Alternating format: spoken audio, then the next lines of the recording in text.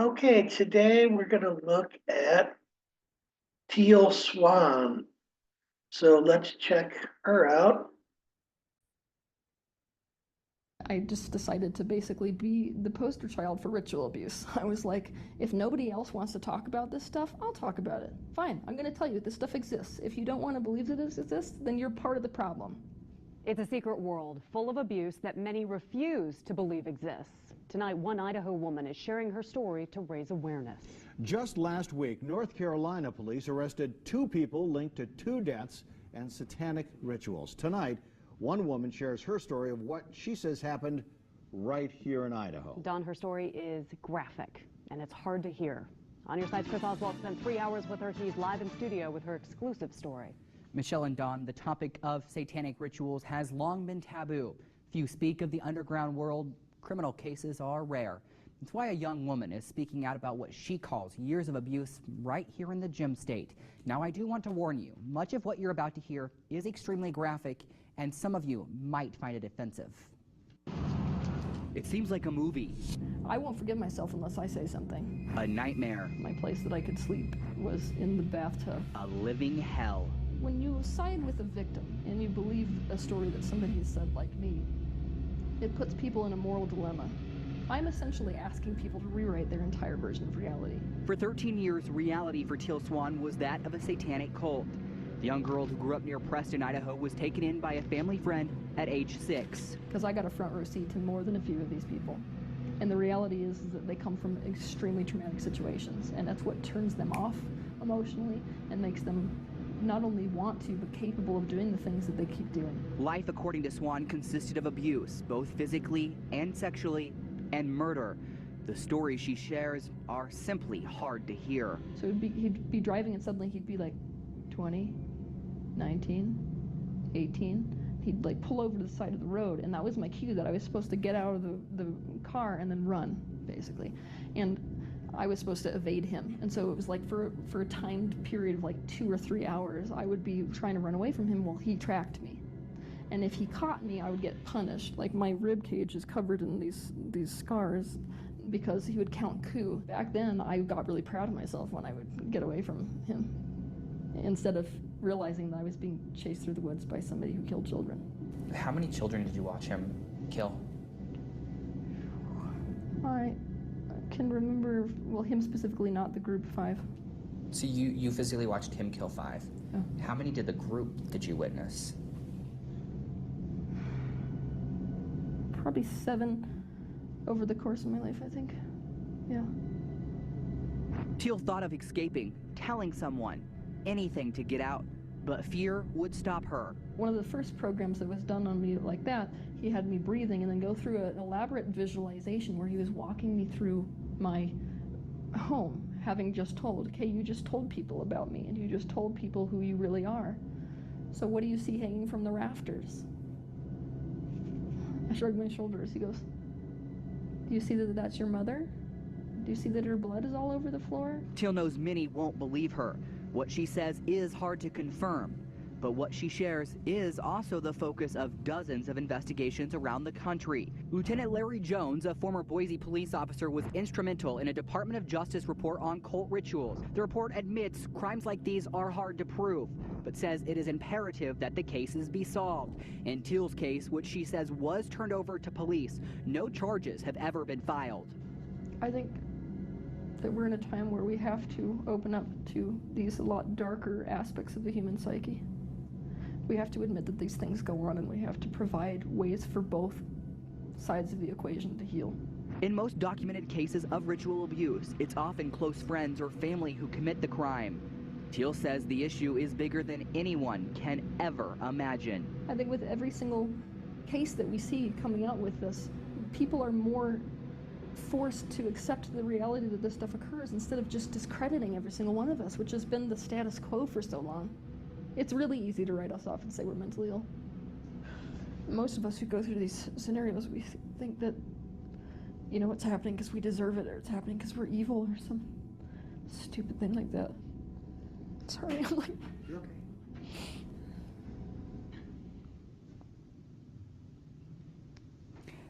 I know what many of you just heard is probably hard for you to believe, and I can tell you that I sat across from Teal for 3 hours, and I myself had a very hard time believing it. I did reach out to several mental health providers to see if Teal's behavior was consistent with the abuse that she described. None of them would go on camera to talk about it. Coming up in about 10 minutes, I'm going to ask Teal some tough questions about her claims, and you'll hear what she has to say. Okay, let me see. Let's go to part 2. Let's check it out. Hundreds of satanic ritual abuse cases are reported to police every year. At the beginning of our newscast, we introduced you to Teal Swan, a young girl who grew up in Idaho and says she escaped the abuse. On Your Side's Chris Oswald is back now with the rest of her story. Donna Michelle Teal Swan says she endured 13 years of abuse in the wilderness of Idaho. It wasn't until a ritual deep in the woods that she said she knew she had to run. Unless you trip across something like that, you're not going to know this stuff exists. Teal Swan knows her story is hard to believe. Do you ever doubt that maybe this is just some sort of nightmare that you had and you've just relived it, or do you ever doubt that this happened to you? No. Ever? No. At age 19, during what Teal calls a ritual in eastern Idaho, she decided it was time to run. She left Idaho and headed back south to Utah to a friend she knew she could trust. 1 day became 2 days, 2 days became 3 days, 3 days became 4 days. And then it was like, after a while, I really had that full urge of like, I don't want to go back. And so it started turning into fear of going back, and then I just hid, basically, with him. From there, things started to turn around, but sharing her stories was still hard. It's because you've been traumatized and you have no option. I mean, it's too difficult to talk to somebody who's been in a space of freedom. You can't really explain to them what it's like to mentally be in the situation where you would do anything you were told to do because you don't have another option. Over time, Teal overcame that problem. She's now dedicated her life to sharing her experience and hopefully helping others who may be going through the same thing. One of the major purposes is for me to be like an example for people who, especially women, who are going through these types of really painful things, to know that, you know what, this old paradigm of the fact that you're just damaged goods for the rest of your life is not true. Today, Teal no longer lives in Idaho and refuses to step foot in the state. She spends much of her time talking and providing assistance to those who claim to have been a part of a cult. Her next event is November 16th. She has a website and a blog where she shares her experiences. We'll have a link to that on our website in just a few moments, IdahoOnYourSide.com. Live in the studio, Chris Oswald, today 6 on Your Side. Okay, let's look at part 3. Earlier on Fox 9, we brought you the story of Teal Swan, an Idaho woman who says she was the victim of satanic ritual abuse. And we wanted to bring Chris Oswald back in to talk a little more about this issue. And Chris, I mean, just listening to the story was hard enough, but for you sitting across from Teal Swan, it must have been hard to believe sometimes. And I know she was coming out to fight that. Yeah, it was 3 hours of sitting across from her, listening to her story, and one of the things that I asked her was, as you heard in the story earlier, do you believe this is true? Because I had a hard time believing that this was true. She talked about things like watching murders of children, her mom hanging from the rafters of a visualization through conditioning, things that were just so graphic that I'm like, this can't be real. So I asked her, and she said yes. And it's really hard to believe some of the things she said. You don't want to believe it. It's unimaginable. Let me ask you about one part in the piece when she talked about seeing the murders of these children. Why is there no police documentation, or is there any police documentation to back that up? Has she gone to police and talked about this? Yeah, so Teal filed a police report in 2005 in Utah, where she escaped to after her abuse that she claims happened here in Idaho. That police investigation never went any further than her filing the report because it was all circumstantial evidence, which is a lot of what people experience. They go to police and then there's no evidence. Teal says that a lot of it is that people, they are afraid to tell their stories.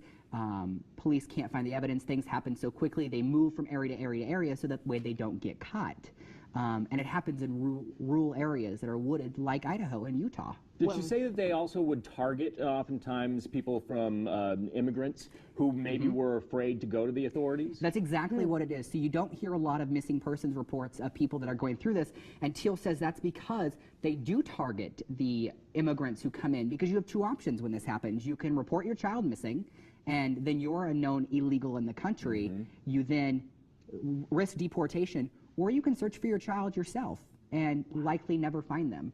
And that's what a lot of the children are. She said in our interview that all of the children that she watched be murdered, in her words, were of a different ethnicity, most of them from Mexico. Right. My goodness. If you don't know what we're talking about, you haven't seen the stories, if you missed the top of our Fox 9 newscast, we have put Chris's stories online for you at IdahoOnYourSide.com. It'll be interesting to see, you know, if anybody else comes forward, anyone gathers from this, we'd love to hear from you. Yeah, and we've already had some people on our Facebook page comment that they believe Teal and that they've witnessed this sort of evil. So if you have comments, we want to hear them. All right, let's go to a trailer. Let's see, I think, let's see. Okay, I gotta switch this, sorry about that. Okay, I think this is the trailer. So let's go back to the trailer. And there it is. And there's sound. Okay, so this is our movie. It got to the point where I thought Trailer. rape was sex.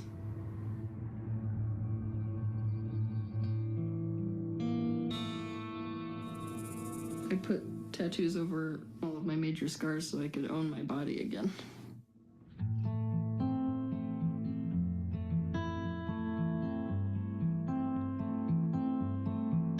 She was still kind of really scared of her abusers finding her. The address on her driver's license was actually a police station. I was 16 years old when I met my least favorite psychologist in the world. He said to my parents, "You're going to be lucky in her future if she has in-home care. She'll be in an institution for the rest of her life."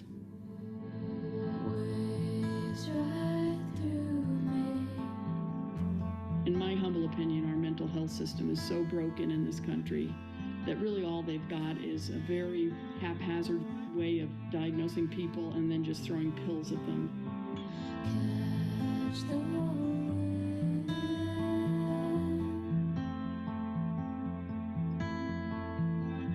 He did not even look to see if anything that I said was accurate. He just wrote down schizoaffective. Without any further delays, I would like to introduce Teal.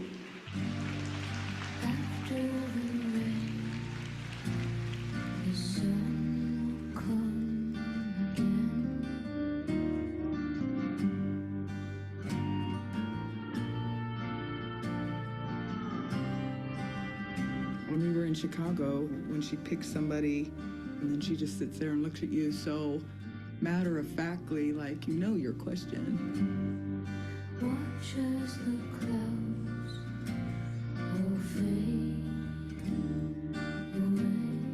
Do you see how ingrained we are with the false self? Yeah. The process that I used myself to transcend the pain which I was experiencing is what I now use to help other people and to facilitate group healing. Same as everyone else. Can I go a step further? Go on then.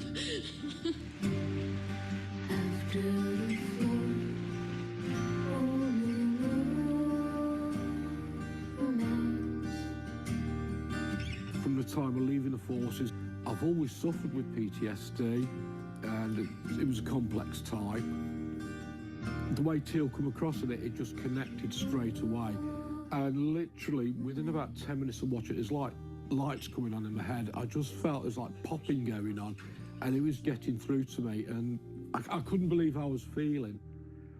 And I got to the end of the video and I thought, you know, what's happened?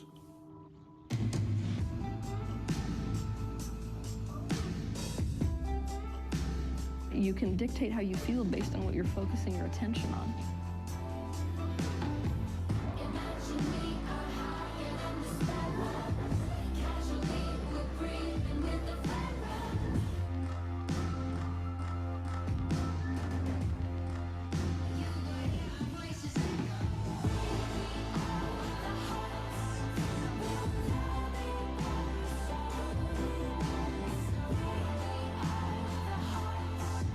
To be authentic means you have to admit to your shadow aspects, not just your light aspects.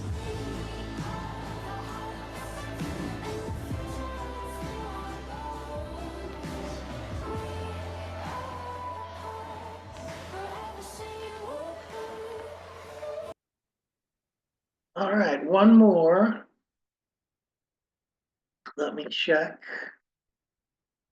And I just got to make sure I have the right one. Okay. Let me try this again. Share screen and audio.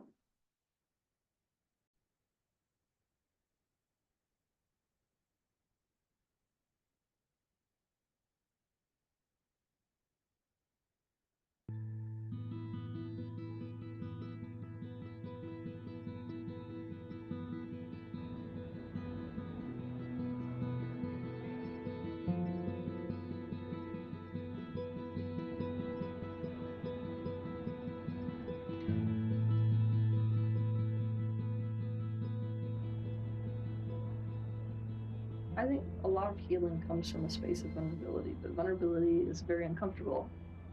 It becomes something that you really have to practice. And you have to see the positive outcome to allow yourself to go into it. So, without any further delays, I would like to introduce Teal. Come in, Teal. Teal Swan Scott.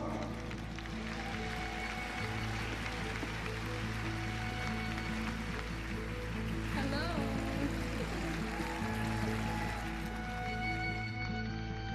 Everyone has a shadow side. But what the shadow side is the parts within them that they are unaware of. My job is to hold someone's hand and to go deep into that subconscious and to lead them back out into the light.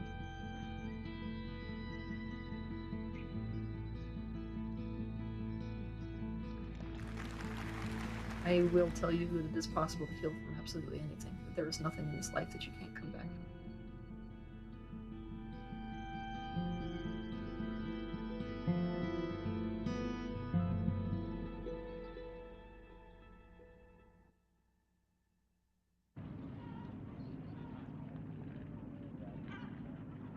Stability is something you're attached to.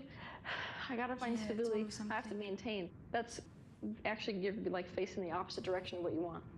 Right. So we want to release resistance by saying, you know what, I'm not gonna maintain stability. I'm not gonna maintain trust all the time. I'm not gonna be able to believe all the time. So if you start to feel doubt, and you say, oh gosh, doubt is not okay, which is the reason this is causing you pain. Doubt is not okay. It's the argument with reality that's causing the pain.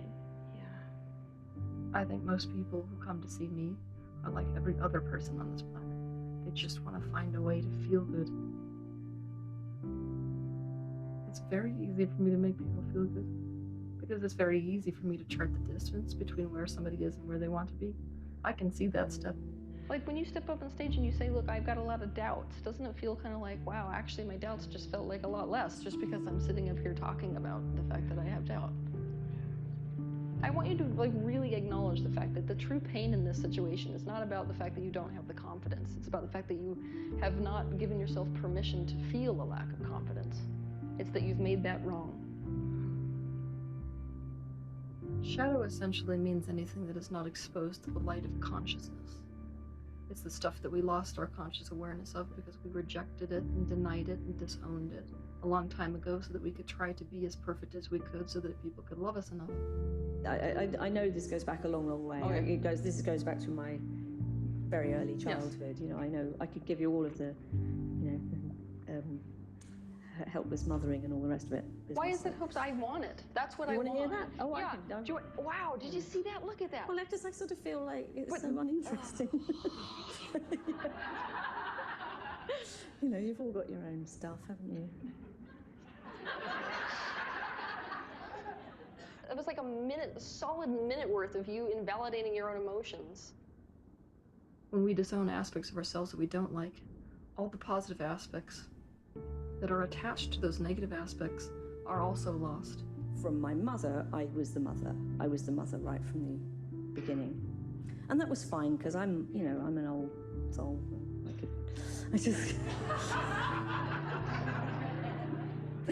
I kind of took to it, let's put it that way. I just kind of took it on. Yeah, so I want you to reword that statement, how it really goes. Okay, I didn't have any choice, so I became the mother.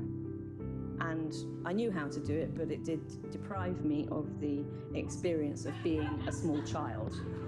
That was, yeah. The shadows are often quite beautiful. It's what most people don't know about the shadow. I've made my home there.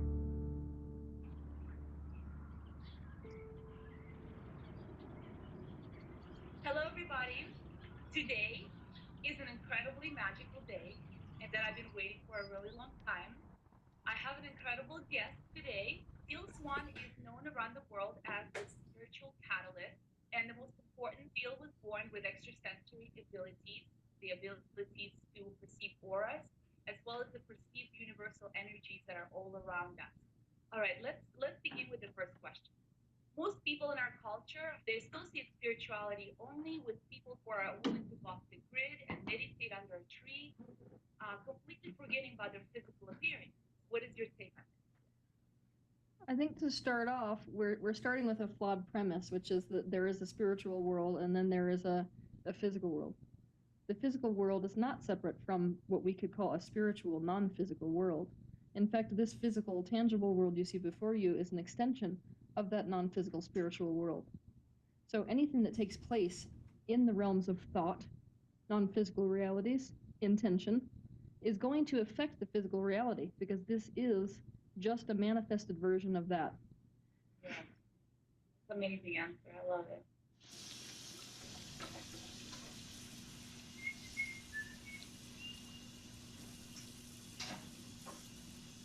Hello to Blake Dyer's cooking show. This is the extent of my cooking. Cooking is one of the happiest times you'll see at Teal. She loves it.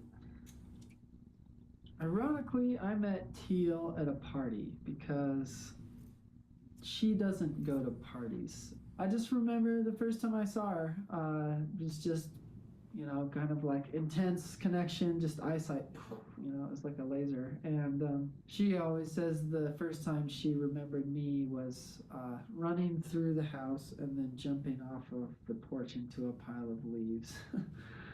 I don't know, it was just an intense connection. Blake and I have been in the kitchen with each other for 11 years. He's my sous chef. He's been in training for that long. They'll come back? What'd you say? What'd you say? What?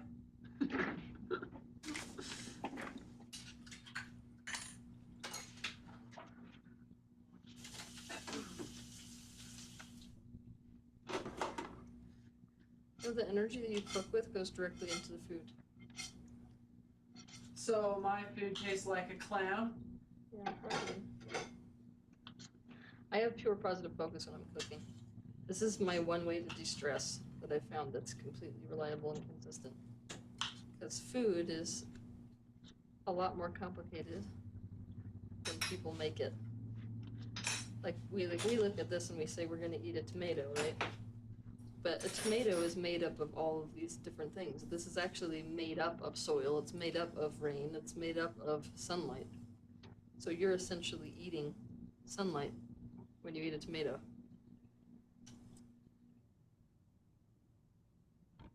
Anything else you need to go on the table? Yes.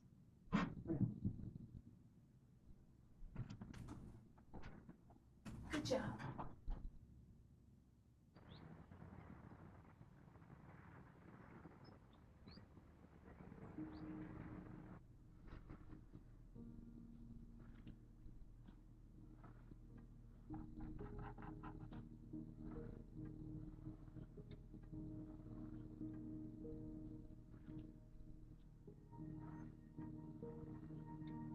I started doing these frequency paintings in 2011 because it occurred to me that drawing the vibrations of things could help people, a bit like a allopathic remedy, where if I'm painting the energy, the blueprint of a vibration, then if a person has it in their living space, or if I turn the image into jewelry and they wear it, then it causes their vibration to entrain with the vibration of the painting.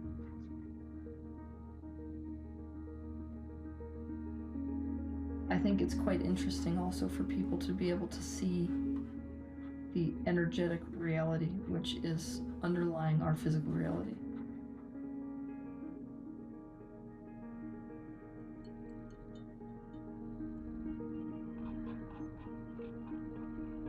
The frequency that I'm painting here right now is the frequency of elucidate me. The intention for elucidate me is the intention to be understood, not only by oneself, but also to have other people understand you.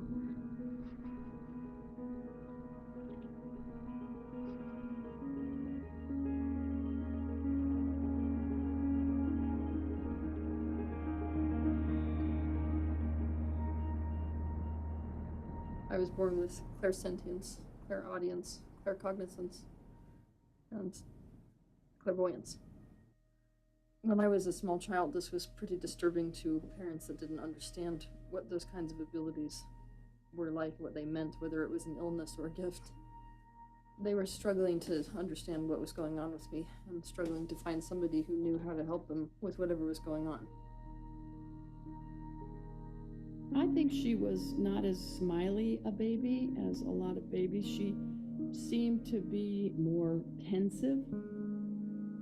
You know, we were not knowing that she has much more heightened sensitivities than most people. We were always kind of a little behind the ball, and that's when we started taking her to psychiatrists, psychologists, say, okay, what's going on here? Hey, I have to step in there because Yeah, I don't think we were behind the ball at all. I mean, I think we tried pretty hard to do our homework. Right. Both as but parents it was and confusing. Oh, incredibly confusing. And the trouble was that nobody in our generation that we ran into had any ideas. Yeah, well, they had a million ideas, and that was super confusing. You hear you're too lenient, you're too strict, you're too, right. You know, it's just, as parents, we were just like, because she was not particularly happy, especially when we got up into teenage years, and we had no idea that anything else was going on that would hurt her.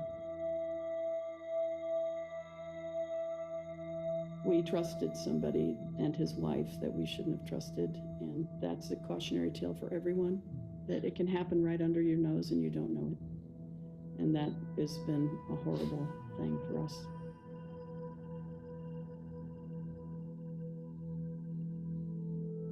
My parents had a loose family acquaintance who they didn't know was struggling with multiple personality disorder and also psychopathy. And he ended up zeroing in on me, and then he infiltrated the family as my mentor and ended up pulling me into this nightmare of a world of religious cults and of his own abuse. The abuse which I was involved with was not your stereotypical type of abusive situation. There was mind control going on like crazy. I was put on ketamine and then walked elaborately through a imaginative sort of a visualization about what would happen if I told anybody that he and I had anything to do with each other. I was, of course, laying on this metal top table, and he had my wrists tied together like usual. He was asking questions, like, do you see your house? Yes, describe it to me.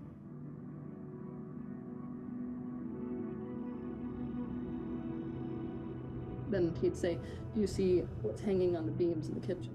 I don't know. Do you see that that's your mother? Yes.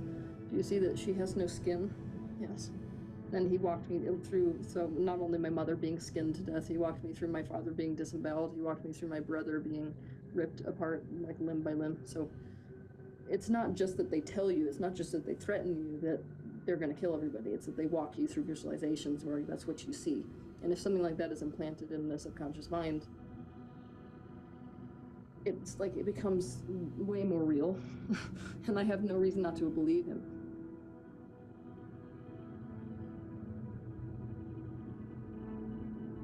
This guy who was part of my childhood told me that he was my real father, that my mother was a whore, and that she had had an affair with him, and that my father was not my real father.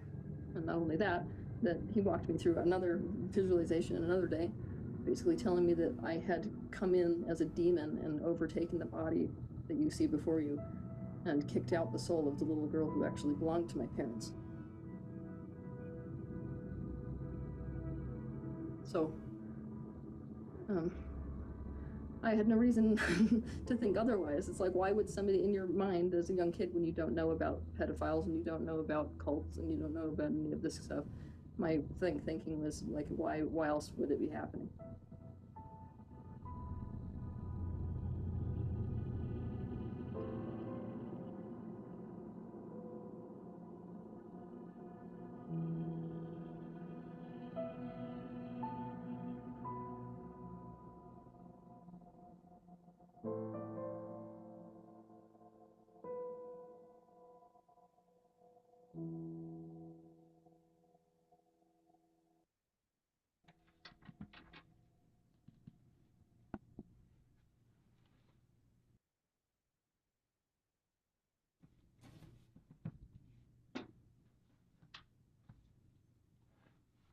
Poetry is how I dealt with it. You know, like if I experienced something, I would write about it and it made it feel better.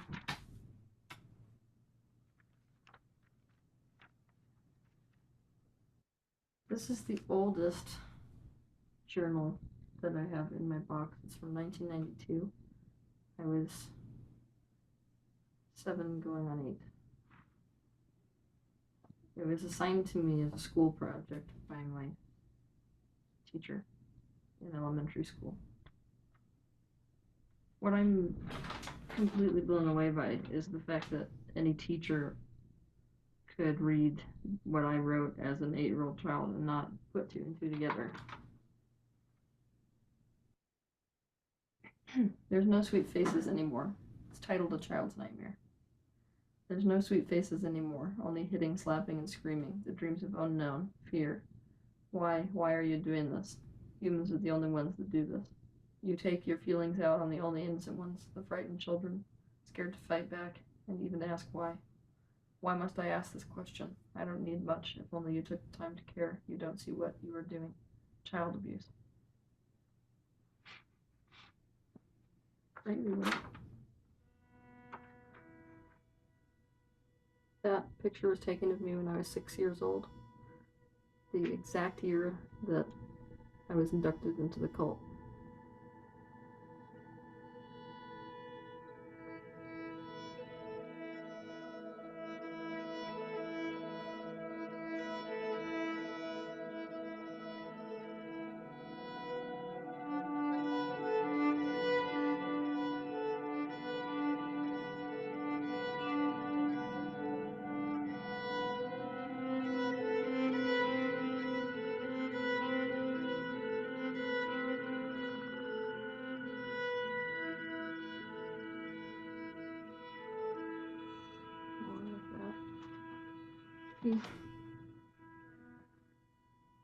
I got in the habit when I was younger of writing in this language whenever I had to or I wanted to record something that happened with my abuser or with the group, but I couldn't write it in a place or in a way where my parents would read it because that was not allowed. So that was how I dealt with recording the things but not having everyone else find out.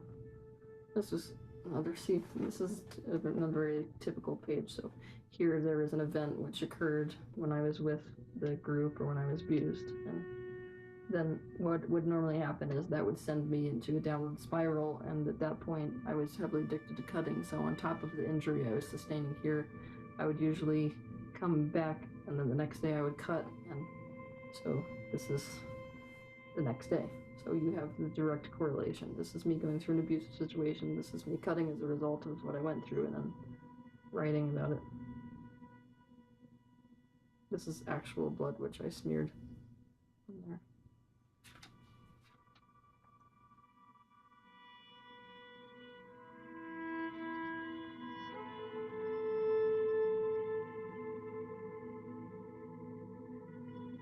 The ritual groups, which I grew up with, both of them, the Satanic group and the Blood Covenant group, they both do ritual bleeding.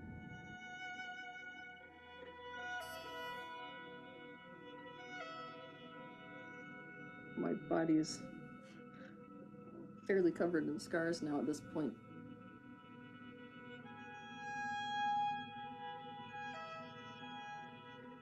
I put tattoos over all of my major scars so I could own my body again.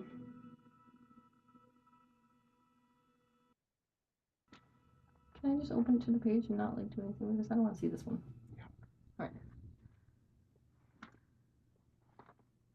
This collage was done in this journal when I was 16 years old.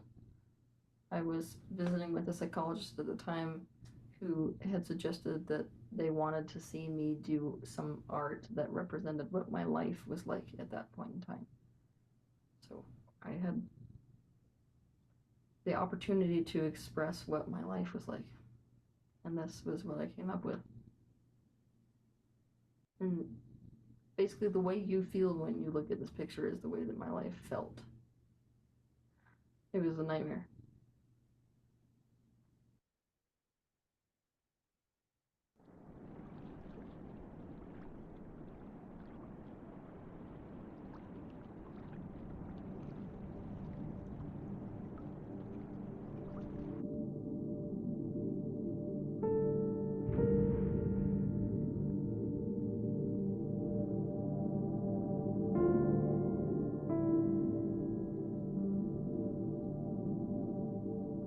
Obviously, relaying every single experience that happened over the course of 13 years is like impossible.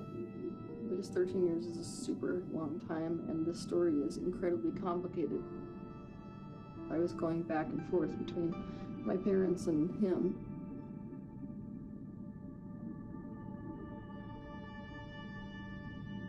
I was 19 years old when I escaped from him.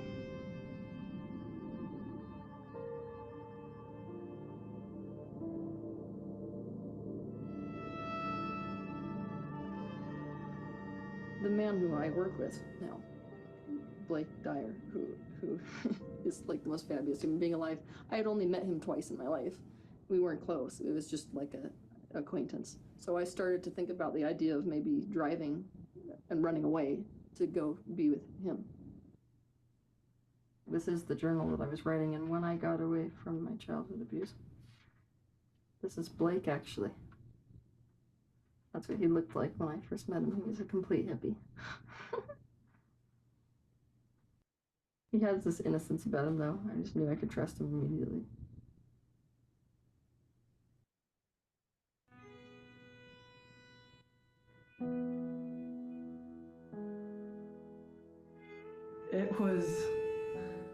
It was intense. I always kind of describe it as kind of like the Teal roller coaster. She had just escaped her abuser. She had told me things that had happened, and I was just like, don't go home, you know, stay here, stay in Salt Lake, stay at my place, and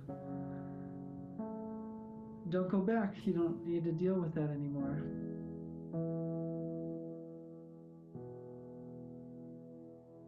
I didn't know what the hell I was doing.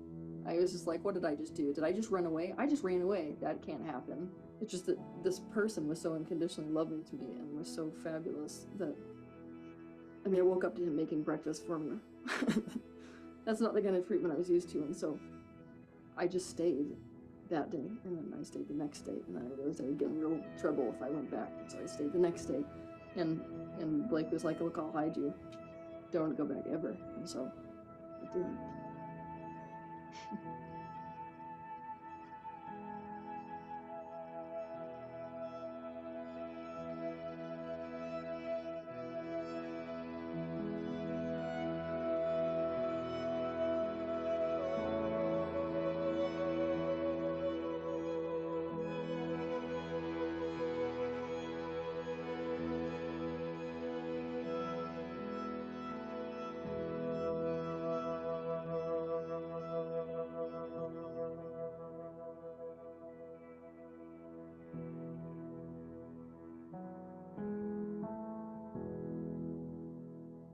Well, Teal and I were in a relationship for a year.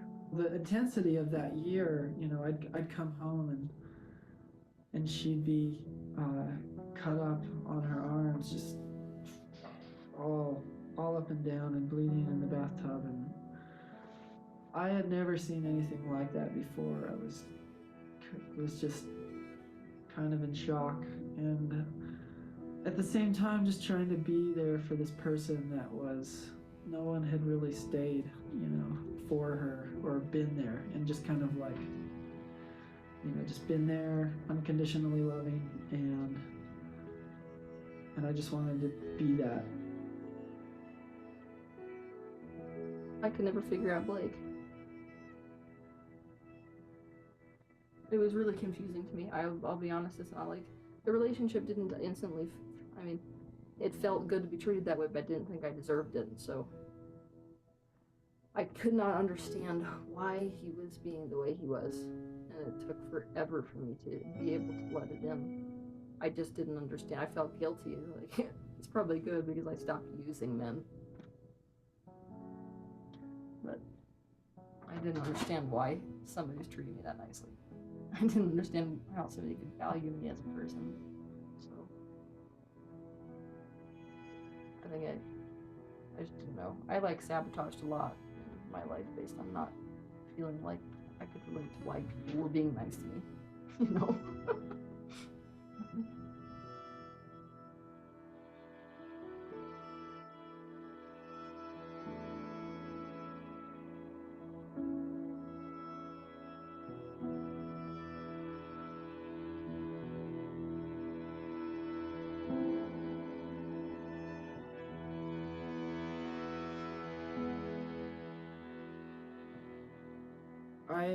I kind of decided in my mind that I couldn't make her happy, and I just couldn't be that person. I decided that. I broke up with Teal, but she obviously still needed someone there. So I mean, we just stayed living together. I mean, it was still beneficial. I mean, we were both helping each other grow and helping each other get through things and supporting each other, and we kind of just became family. We became brother and sister. We became friends.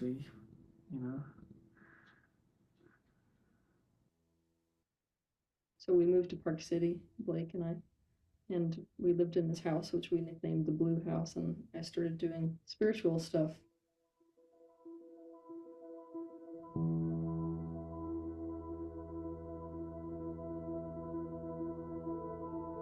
I ended up in a relationship with somebody who showed up on the doorstep one day who was an addict. And after I ended up healing him into a space where he could now function, he ended up flipping the tables, and he really recognized the gravity of what it was that I had went through. And he ended up being the one who forced me into therapy. That was kind of where the true healing began, where she would really dove into what happened to her.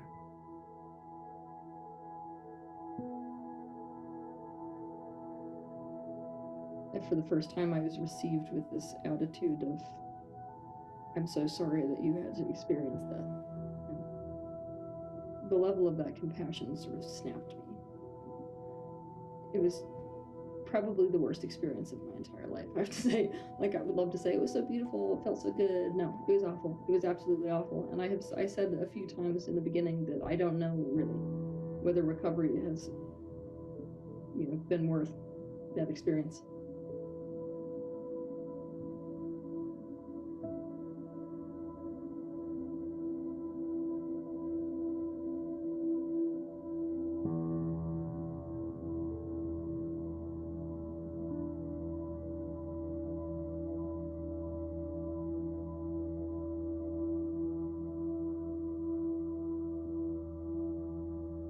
It took me 3 years in therapy with her to admit that potentially this man was not my real father, and 3 years to admit that he might not love me, that the reason that he did all the things he said he did might just be because he liked to hurt people. About 2 weeks into therapy, my therapist asked me to tell her about a memory that was really bugging me. So I told her about a time when I was 8. He wanted to make it seem like because I had done something wrong, I was going to be punished by demons. So he ended up injecting me with ketamine, taking me outside, and then he laid me on the floor, blindfolded. He took this rope and pulled it underneath me to make it feel like I was getting lifted up towards the sky. And then he took a rake and was raking my body with it, and ended up taking pins and putting them under my cuticles. And when she asked me, why do you think that he would be doing that? I couldn't come up with any other reason other than the fact that he got off somehow on me suffering. It was really the first time that I couldn't come up with a valid reason for him to be doing that for my benefit. And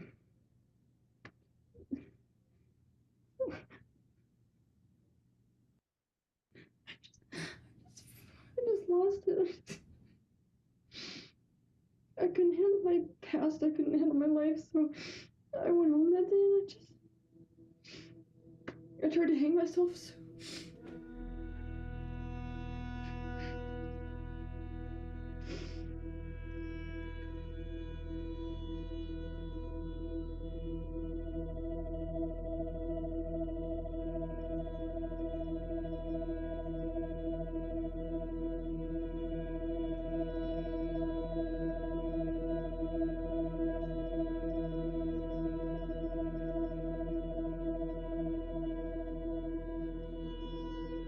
So it's like, fuck, I mean, even today it's so hard thinking about it, guys. It's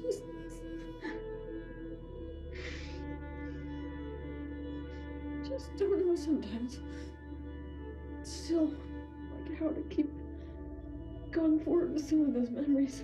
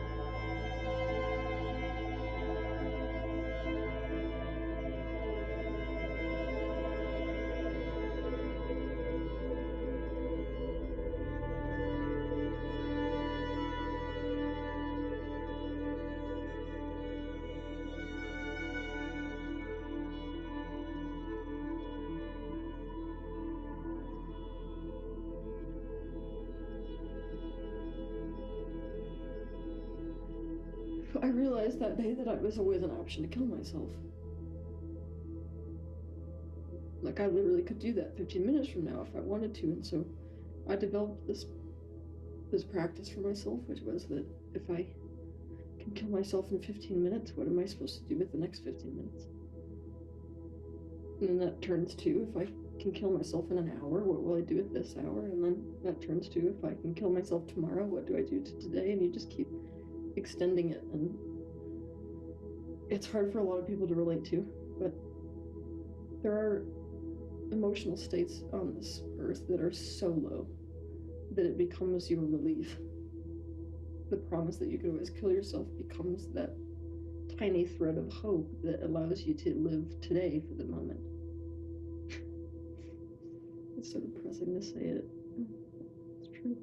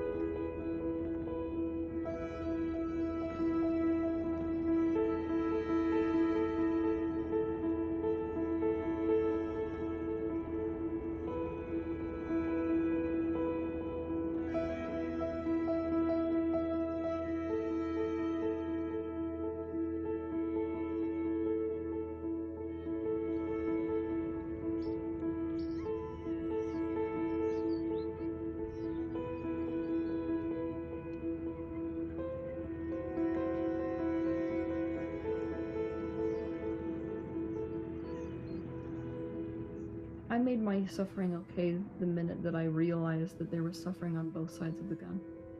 I'm the person who will tell you that forgiveness can never be faked, and forgiveness can never be forced, and you can't will yourself into it. It's an organic result of going in the direction of healing, and one day it suddenly occurs to you the perspective that you hold about the pain you went through has completely changed.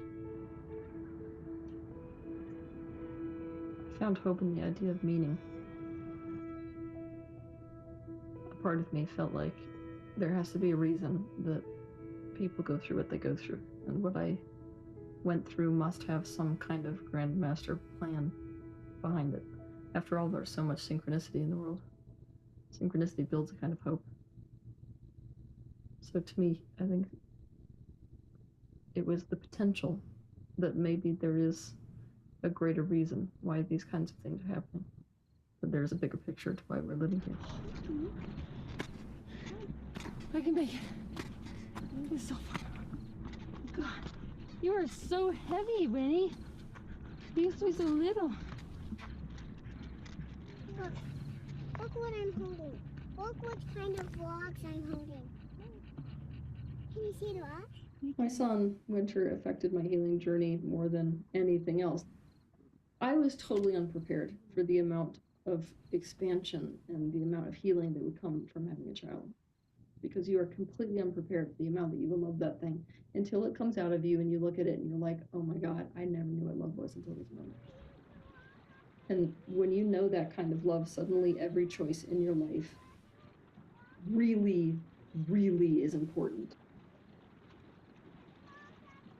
And so it really became important to me, especially because when he was born, it was obvious that his aura was crystal.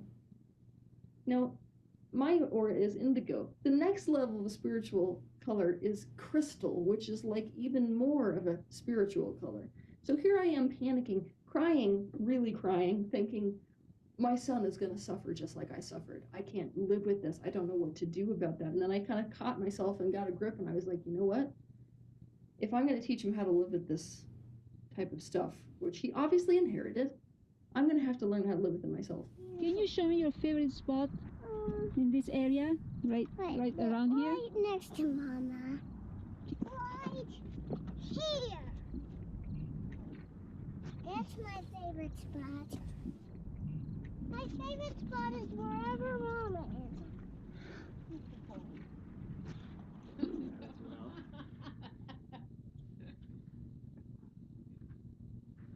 We were together for over 5 years. In the beginning of our relationship, Teal was of a very different opinion of how she wanted to be in life. She wanted to be the stay-at-home mom, just raising a kid, and that's all that she wanted. But in one aspect, I think she was actually fighting against a lot of the stuff that was natural for her. I think she was convincing herself she wanted to be something different than what she was at that time. And that's basically when we met. That's how it was. And then through the course of our relationship, things changed drastically for both of us. We were trying to have a kid for over a year.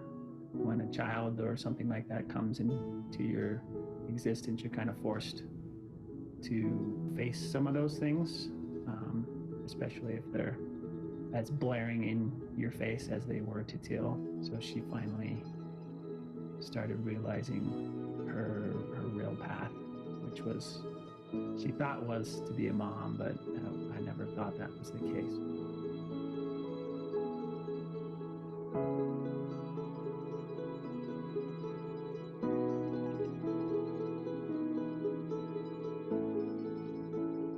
That is honestly the event that plunged me into reopening that book, let's say, of how do I really live with extrasensory stuff? What am I really going to make of this universe and of, what people call God and all that kind of stuff? And so that's what opened me up to it again. But this time, it was by choice, and that was really the missing ingredient.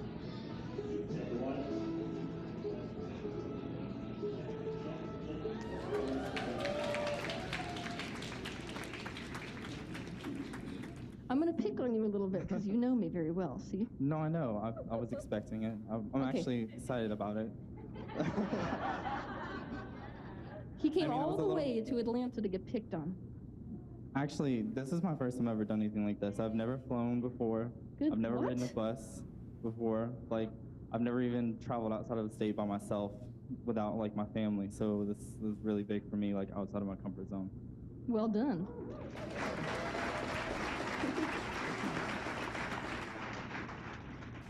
Ironically, what I found when I started embracing my own abilities and going back into that world was that I not only liked it, I absolutely loved it. It was an absolute obsession. And I was looking at people thinking, yeah, here's the truth about this. And they're looking at me like, really? And I'm going, there's no way in hell that you can't know that.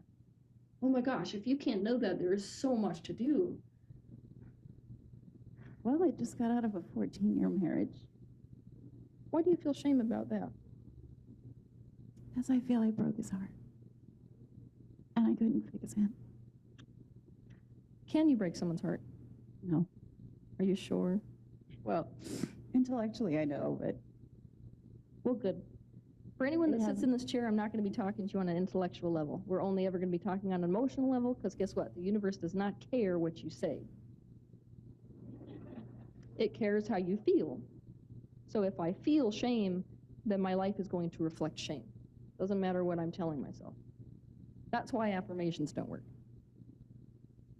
I started to notice and really take note of the fact that when I was doing energy work on people, if I wasn't also simultaneously changing the way that they were thinking and feeling, they would come back maybe 2 months later and the energy had filled back in of whatever ailment that they were experiencing. So it seemed like the ingredient that would really create lasting change is in fact the person's mind. That's when I became absolutely fascinated, not only in my own life, but also with my clients, about what I can do to change the mindset, to change the emotional conditions within this person so that this particular energy and then physical ailment never comes back again. By myself playing with plants and things, it felt like I'm a little weird. Like I'm avoiding people. You're weird.